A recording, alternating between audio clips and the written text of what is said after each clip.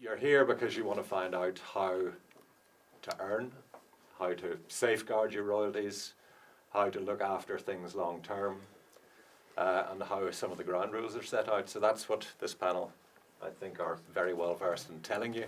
Yeah, okay. PPL is a collection society. To understand what we do, as opposed to what the publishers do, the first thing you have to understand is that in any piece of recorded music, there are two copyrights, two distinct ones. There's the copyright in the song, which is sometimes called the underlying work, and then there's a separate copyright in the actual sound recording itself. And when those copyrights are exploited, they're often called neighbouring rights. We collect for the performers and the record companies when that music is used in public. So if it's broadcast, if it's used in a shop, in a club, in a pub, we collect for the record companies or the copyright owners. It doesn't have to be a record company anymore. You know, if you own your own copyrights, we collect for you. And we collect for all the performers who took part in that recording. Whenever you're collecting for performers, does that include, do you know, if they're playing large live shows, for instance, maybe major festivals and stuff, does that include You see, performers live as well? that's why I started out explaining. We collect for the copyright in the sound recording. Right. So we actually only collect when a record is used. Right. So it's not live shows at all. We only collect when music is played off record in a pub, a club, a restaurant. I mean, if it's a live gig and they play music before the main band come on, they often have some music on being played through the PA system. We should collect for that. When the EU directive got passed, and this happens with all the EU directives, they pass a directive, then they say to all the countries, go on and put it into your own local law. When it was passed into law in England, what they did was, they said, the performers, we are going to give you the right, because that's what it says in the legislation, but your claim for that money is against the copyright owner. So it's not against the user. So for instance, it's not the BBC that technically owe you the money. It's the record company or the copyright owner that owe you the money if it gets publicly broadcast. So sometimes the record companies take that on themselves. They say, okay, we're going to do our own deal, and we will be responsible for paying the performers. And if the performers go back to the copyright owner and say, I heard the track broadcast on the BBC, where's my payment? And you didn't do it through PPL, then you are liable to pay the performer for that broadcast. Keith Johnson next from IMRO. My role at IMRO is Director of Marketing and Membership. IMRO is the Irish Music Rights Organisation, and we're a performing rights organisation, and we collect the performing right and copyright music on behalf of our members who are songwriters, composers, and music publishers, and we've got some of you in the audience here today. Essentially what we do is collect public performance royalties in the Republic of Ireland. So public performance is anywhere outside your own home environment if you use music in a public situation required by law to have a licence from a performing rights organisation similar to ourselves. We collect those royalties and pay them back to the copyright owners. Currently we've 7,500 members based throughout Ireland and throughout the world, in fact, actually, as well. Through reciprocal agreements with collection societies around the world, every territory in the world is a similar society to ourselves. Our members' works are protected internationally, so if the Cranberries get a broadcast in the States or a live performance in the States, the local society in America collect the money, pay to us, and we pay to the Cranberries directly. And similarly, if Bon Jovi or something like that is playing the Aviva Stadium in Ireland, we collect those royalties, pay ASCAP in America, and they pay Bon Jovi directly the royalties. How can you tell whose music's being played where? I was playing DJing in a pub last week, and I'm sure people in the room didn't even know what some of the music I was playing. There's various different ways that we, all the broadcasters, major broadcasters in the Republic provide us complete census of everything they broadcast. So on a regular basis we get electronically the information of every single song that they broadcast, all the ad campaigns that they put out. That information comes into us electronically. We match that against our databases and databases that are available out there internationally that all collection societies match against. Can I just say that you are right. Certainly that's sort of public performance in clubs. It's really hard to get it accurate. But certainly what we are doing, and I think PRS in London are starting to work on this as well. Quite a lot of you will be familiar with Shazam. You know Shazam, the thing you hold up. We're actually looking at systems now where you can actually put a machine in some of the bigger venues. So the machine will then tell you what's being played, and we'll get much more accurate reporting. Because at the moment it is very, it's a bit of a lottery. It goes on, chart material, what's selling, there's kind of research information you can get, but it's not going to be accurate. I just want to ask Johnson, is it possible to be a member of IMRO and also be a member of PRS or ASCAP? Can you have your songs registered with more than one company? Typically, you would join one collection society, and I suppose typically it's the one that's in the territory that you live in. I suppose the benefit of that is you have a direct point of contact.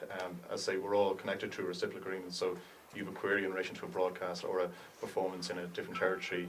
We have those established relationships with the collection society in that territory to go and ensure that you get that payment. Some people do split territories, and they would join IMRO for Ireland and Europe, and then might look to join ASCAP or BMI for the States. It's not something I would typically recommend. I think you're better off, having that one point of contact. Stuart, do you want to do your introduction? Yeah, I'm Stuart Fleming. I'm the membership manager for PRS in Scotland and Northern Ireland. Without wanting to duplicate just what Keith said, basically PRS, Performing Rights Society, and IMRO are both performing right organisations. The difference being, we collect in here in the north, in Scotland, England and Wales, IMRO collect in the south, but essentially we do the same job. We represent songwriters, composers, lyricists and publishers of music for the public performance of their music, and we collect that licence revenue and distribute it to the songwriter, publishers, whoever that are the copyright owners in the song.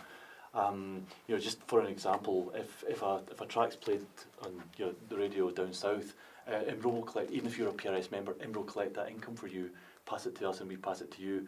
And likewise, if say you're played on your foil here, we collect that in revenue, and if you're an IMRO member, rather than passing it to you, we pass it to IMRO, who then pass it on to you. Similar to IMRO, we pay our members for domestic income 4 times a year, which is pretty much becoming standard with most societies in Europe, but there are some societies that still only pay us and their members once a year or twice a year. So it does mean that for overseas, for international revenue from, say, places like Germany or Holland, you will wait longer for that income than you would from, say, domestic revenue here in the north or the south. So if you're the songwriter and the artist, you're getting 2 bites at the cherry there, because you're getting the PRS or the IMRO royalty for being the songwriter in the track, but you're also receiving a PPL royalty because you're the artist performing on the track. So say you release a record off your own material today, and that record is played on UTV, foil, there's a sound recording performance there, so PPL do collect for your record label if it's you, and also you as the artist, and we would collect from Radio Foil for the song as well. But what happens if you go in and do a live session in Foil? There's a PRS element, but there's no PPL element because the record isn't being played. So it wouldn't really make sense to amalgamate, because it might be a hell of a lot easier to some music users, but at the end of the day, none of our organisations are there to represent music users. We're there to represent the in our case, songwriters, and in Keith's case, the artists. So on the far right, Jen Hunter from Musicians Union. Hello. Far left from your point of view. So it's a trade union, just like any other, like Unison or Unite, T&G, all these things, but it's specifically for musicians. So it's your trade union for musicians. So generally, when you're out working, anything you might be doing, from teaching music, you might be playing in a pub band, you might have a wedding band, anything you're doing to earn money, we represent you in it. So for instance, if you play in a local pub every Saturday night and then the management changes and the manager decides that he doesn't want you on that gig anymore, you're kicked out the door, what do you do about that? It's that kind of thing that I deal with day to day, so someone will phone me up and say, we had this regular gig, there's a new manager, says we don't have the gig anymore, is there anything we can do about it? That kind of thing. Or you might even just do a one-off gig and you were supposed to be getting 50 quid petrol money for it, and then they decided not to give you it on the night, So it's about protecting your workers' rights. There's loads of other ways you can earn money from music, as you hear. You might write music and someone uses it in an advert. And in that sort of situation, we'll always get people phoning up saying, this company have said they want to use my song, but would they charge for it? I mean, could anyone put their hand now and say, I know exactly how much I would charge one-off, for that kind of thing? You don't. But what we have now is we've got five people work in the media department in London, and they're all specialists in anything to do with media. So you can just phone them up direct and say, this is what I've been offered, what do you think I should charge for it? And that's a lot of what we do, as well as telling people what their work's worth, because they don't really know. There's a whole, raft of things you can be asked to do as a musician, and you don't always know what to charge. Then there's the contracting side of it as well. Most people don't have paperwork, so for a lot of the stuff you'll do, it'll just be a kind of phone call, can you play this gig on Saturday night, or that kind of thing. There's not a lot of paperwork goes on, but we've got all the paperwork in the office, so anything that you could do, we'll give you a contract. So if someone asked you to do some work and they don't provide any paperwork, phone us and we'll give you the paperwork and get them to sign it. And that way when they don't pay you, we can easily and quickly get the money back. Do you have any initial fees for joining? Yep. It's an annual subscription, so you sign up for a year at a time.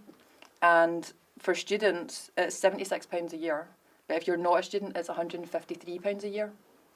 But what you can do... all members, say if you work within a band, does that cover all the members, or do they have to pay separate Well, to be members of it? how it works is it's individual membership only, and the reason for that is because bands break up, right? And then you can have disputes in the band, and right. So it's individual membership. But for example, if you had a contract and you were the only person in your band who was in the musicians' union, we would still look at your contract and give you legal advice, even though it's going to benefit 5 people, say. If you're a member, then you get the services. But what I would point out is part of people's membership includes public liability insurance, right? That's for if you're a drummer and you accidentally throw a drum kit out and hit somebody in the eye and they sue you. That's what public liability insurance is for, okay, in a quick nutshell.